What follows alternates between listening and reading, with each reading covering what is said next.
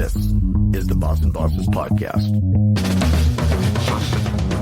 the only show where artificial intelligence, emerging tech, and digital disruption meet real world business. Presented by technologist, author, and no-nonsense navigator of the future, Jon Binks. It's Tech Talk without the jargon. Now, let's deep dive.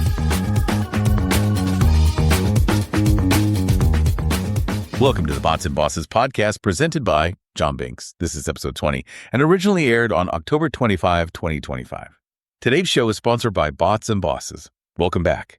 So AI seems to be everywhere, doesn't it? Accelerating like crazy. We hear all about the efficiency gains, the productivity boosts, chatbots, image generators, they're just exploding. But what if the very people you'd think would jump on this, the fastest high-level professionals, what if they're the ones deliberately, hitting the brakes? Yeah, that's exactly what we're digging into today. It's this really fascinating countercurrent. We've gone through a stack of sources looking at what's being called the quiet resistance. These are professionals consciously choosing to avoid generative AI or at least limit it quite severely in their work. It feels counterintuitive, right? It really does. I mean, this isn't just about being a bit skeptical. It opens up this huge conversation about, autonomy, agency, and what does human expertise even mean when a machine can, look competent? It is genuinely surprising because the adoption rates are just massive.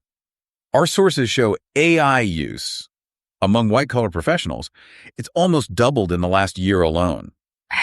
And tools like ChatGPT, we're talking hundreds of millions of users. Absolutely undeniable growth, but the anxiety is growing right alongside it. It's quite striking. The sources point to international data like a Pew Research survey finding that fully half of adults in the U.S. are actually more concerned than excited about AI's rise. Half. Wow. Yeah, and it's not just a U.S. thing. You see similar sentiments mirrored across Europe, Asia. People are worried about bias, misinformation, surveillance too. It feels like people are actively trying to figure out how much control, how much of their professional and personal autonomy they're willing to give up just for speed. Okay, so let's try and unpack the main reasons behind this resistance. Reading through the sources, the first big pillar, the foundational thing, it really seems to be about trust, or maybe lack of trust. We're dealing with systems designed to sound incredibly confident, right? Yeah. Even when they're just wrong. That's point number one. Accuracy and accountability.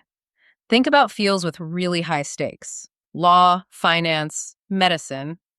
Imagine a lawyer using an LLM and it just confidently makes up a legal precedent. A hallucination, they call it. If that mistake gets filed in court, the consequences are serious. And the lawyer carries the can, right? Not the AI company. Exactly. The professional bears all the liability. The tool provider, not so much. And this is a huge point of friction. Which must make the cost of checking everything incredibly high. Yeah. Suddenly, that efficiency promise starts to look a bit shaky. It completely breaks down for many. This brings us straight to what the sources are calling the productivity paradox. The tool might save you 10 minutes drafting something. Right. But then the professional, especially if they're dealing with sensitive or critical data, might spend 20 minutes validating, fact-checking, correcting every little detail. Okay. So what looks like a time saver actually becomes a time sink. Precisely. It often just cancels out or even reverses any initial efficiency gain. The time you thought you saved, it's gone, spent on verification. So it's not just the time saved, it's the value of that time versus the value of the verification time. That changes the whole work equation. It does. And it's not just about time, it's also a cultural cost. The resistance isn't only about, can we fix the tech? It's this deeper worry that the more we rely on automation for the thinking part, the less inclined we become to question it, to apply that critical filter. Like if the machine gives you an answer, you just accept it. Yeah, you might eventually stop questioning the answer altogether. And that erosion of skepticism, of critical thought, that's a massive professional risk in the long run. Okay, so accuracy is the technical flaw, the machine getting facts wrong. Then the second major issue seems to be privacy and control. This is more about the input, right? What we feed the machine. Yeah. Because these generative systems, they need our interactions, our data to learn and get better. Exactly right. And that creates a really serious confidentiality risk. Think about anyone handling sensitive stuff, financial analysts mapping out strategy, R&D folks discussing innovations. Every time they paste a confidential summary or ask a specific query using a public-facing model, there's a risk. They could potentially be feeding proprietary information into this massive sort of opaque system that's learning from everything it sees. That data leakage For high-value work, that's just a non-starter. It's unacceptable for many. And the sources really highlight this isn't just an abstract corporate risk about trade secrets. It's becoming personal. It's about digital self-defense. And here's where it gets really interesting, like you said. It's actually getting harder to just turn off all the AI or smart features popping up everywhere. In your search engine, productivity apps, even texting. Yeah, everywhere. The opt-out challenge is real. For people trying to hold out, manually disabling every little AI helper that wants to summarize your email or guess your next word, it's described as this constant small act of digital self-defense. Like constantly swatting away features you never asked for. Pretty much. They're fighting to keep control over what data they share, where it goes, treating their own input, their thoughts, as something valuable and private. And it seems like governments are finally starting to pick up on this anxiety, this need for control. They are, definitely. The sources show this is pushing regulators to act. You see governments, particularly in Europe with GDPR, but also in Asia, looking closely at how user input is stored, how long it's kept, how it's used for training models. So actual rules about opting out. They're examining things like enshrining a right for individuals to say, hey, don't use my data to train your AI, or even the right to opt out of AI-enhanced services entirely if they want to stay completely private. Regulation is trying to catch up, really, driven by this widespread concern. If you are enjoying our podcast, please click like and follow our show. Remember to tell your friends about our show. Okay, let's shift to the third pillar. This one feels, maybe more philosophical. It's the desire to preserve actual human skill, human capability. How does all this automation impact the way we learn, the way we develop real expertise? This is a huge one, especially for educators and, seasoned professionals, people who understand that expertise isn't just something you have, it's something you build, often through hard work, frustration, practice. Right. And the worry is that relying on chatbots to, say, summarize complex texts, solve problems, or even write code, it effectively, it short circuits that learning process. Short circuits. Explain it a bit more. How does skipping the struggle hurt you? Well, genuine learning often needs that friction. It needs repetition, grappling with difficult ideas, synthesizing different sources, making mistakes and reasoning through them. Think of a law student.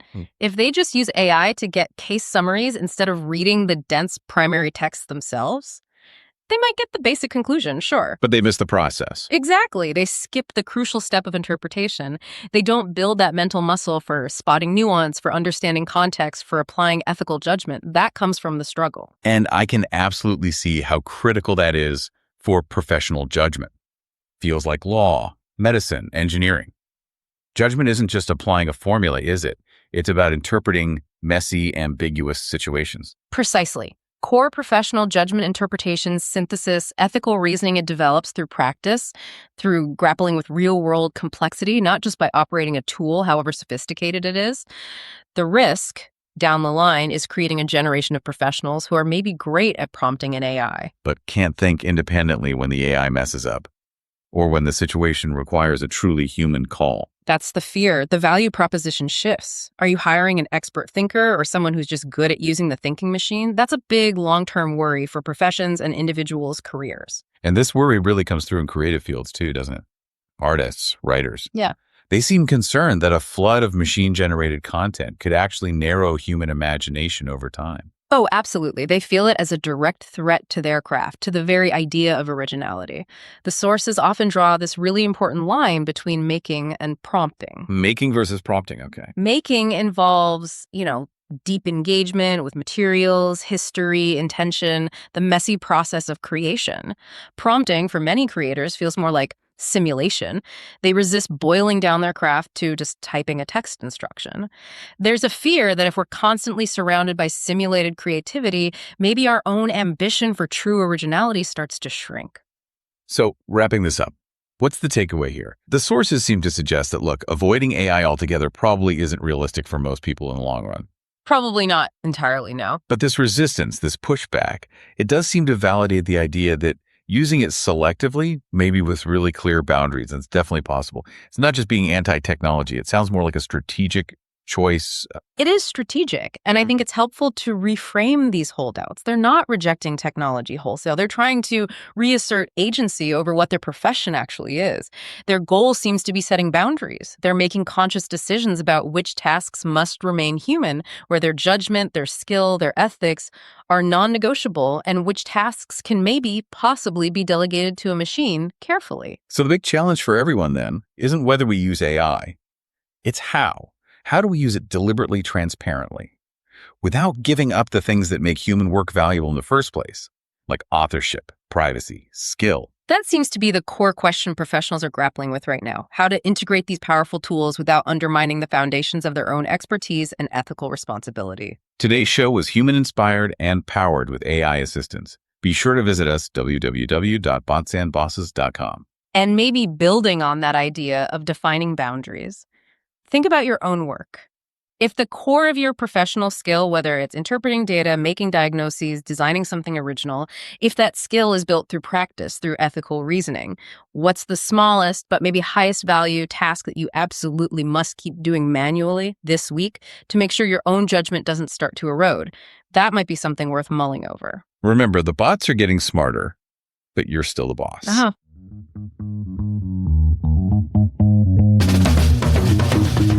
That's a wrap on this episode of the Bots and Bosses podcast. Remember, the bots are getting smarter, but you're still the boss. For now, see you next time.